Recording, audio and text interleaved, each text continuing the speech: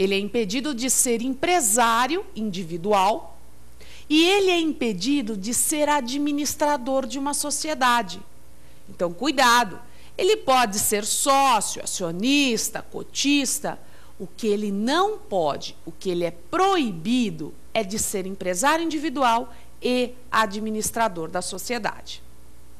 Agora, cuidado, o fato dele ser impedido significa que se ele exercer atividade empresarial, ele não responde?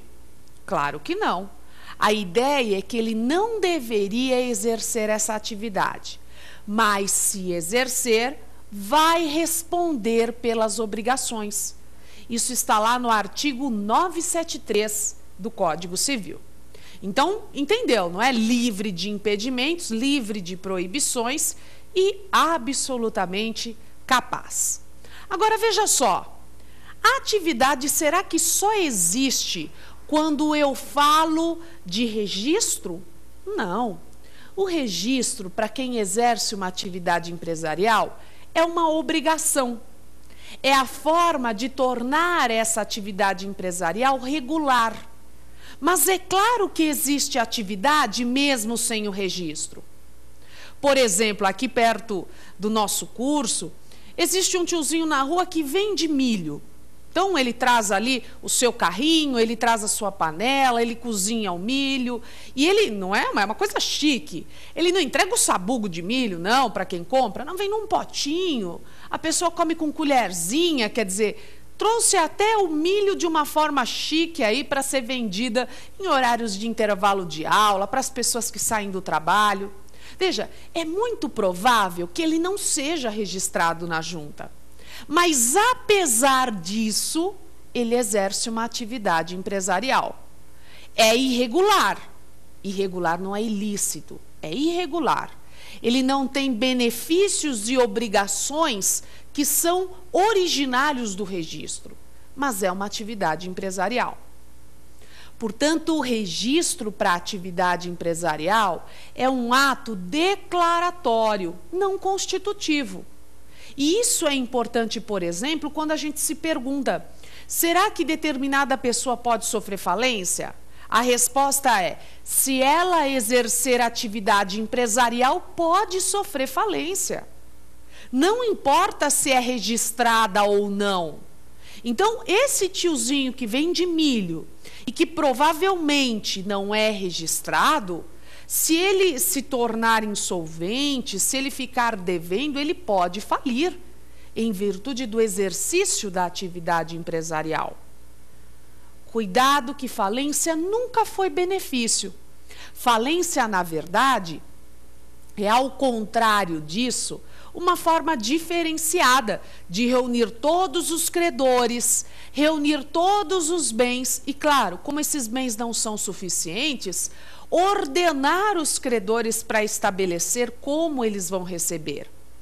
E pior do que isso, a falência também significa a responsabilidade por eventuais crimes falimentares, como, por exemplo, a ausência de livros, a ausência dessa demonstração da atividade regular já é considerado um crime falimentar.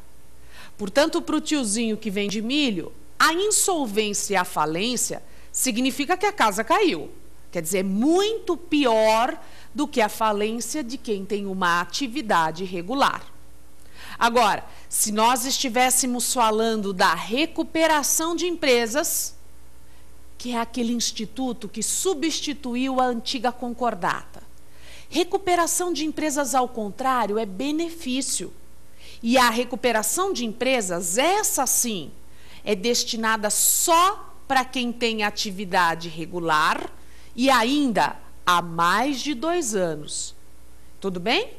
Então, para sofrer falência, não preciso ser registrado, mas para ser beneficiado pela recuperação, o registro é indispensável. Tá certo? Fácil até aqui? Beleza. E aí, então, o nosso empresário individual, ele decide se registrar. Decide se registrar e a pergunta é onde ele vai se registrar. Ele vai se registrar na junta comercial, do estado onde ele exerce a sua atividade. Então, por exemplo, se ele exerce a sua atividade em Minas Gerais, ele vai se registrar na Junta Comercial de Minas Gerais. E se essa atividade for no Rio de Janeiro, na Junta Comercial do Rio de Janeiro. E assim sucessivamente. O empresário individual, quando se registra, ele também tem que adotar um nome empresarial. O nome empresarial que ele adota é a firma individual. A firma individual nada mais é do que o seu nome de pessoa física mesmo, só que esse nome, ele tem que ser apresentado de uma forma diferenciada, porque afinal, a junta para conceder o registro, ela vai ter que verificar se existe algum nome igual o daquele empresário. Então, por exemplo, eu como empresário individual, eu poderia registrar Elizabeth Vido, quer dizer, o meu nome inteiro. Eu poderia registrar E.Vido. Então, eu poderia trabalhar com o meu nome e com o meu sobrenome ou patronímico para definir como tornar o meu nome único na junta comercial. É isso que é a firma individual. Portanto, quando ele assina um contrato, um negócio como empresário, não será o nome dele que aparecerá ao final desse contrato, e sim essa firma individual. Firma individual que, aliás, não pode ser alienada. Esse é o entendimento do artigo 1164 do Código Civil. O nome empresarial, ele não pode ser objeto de alienação. E claro que nesse nosso tema de hoje, que é o empresário individual, não há dúvida. O nome dele, como empresário individual, não pode ser negociado. Esse empresário individual, ele pode ter colaboradores, claro. Ele pode ter outras pessoas exercendo a atividade junto com ele. E, claro, ele vai constituir um estabelecimento.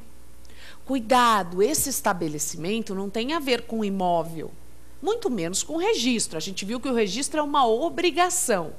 Agora, o estabelecimento vai ser o conjunto de bens que esse empresário precisa para a realização da sua atividade. Se nós estivéssemos falando desse tiozinho que vende milho, exercendo atividade empresarial, o carrinho dele, a panela dele, a mercadoria e tudo o que ele agregou a isso, ou seja, o lugar onde ele vende, o horário em que ele vende, a forma como ele entrega esse produto ao consumidor, tudo isso faz parte do conceito de estabelecimento.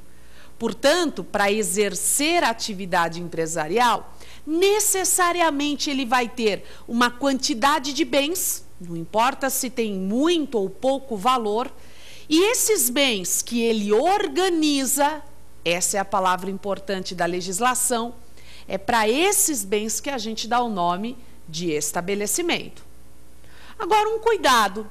Se uma pessoa física, exerce uma atividade rural, por exemplo, planta cana-de-açúcar, pergunto a você, essa atividade é empresarial pelo simples fato dela existir? Como era o caso de quem exerce uma atividade como a venda do milho cozido num determinado endereço? Cuidado.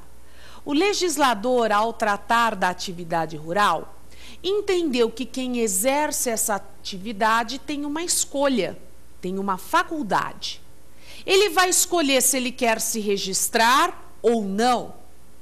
Se ele não se registrar, essa atividade será de subsistência e, portanto, não pode ser considerada empresária. Ainda que ele venda, ainda que ele tente obter lucro com essa atividade. Para que eu diga numa prova que a atividade rural é considerada empresária, aí, cuidado, será necessário registro. Portanto, o registro para quem exerce uma atividade rural não é um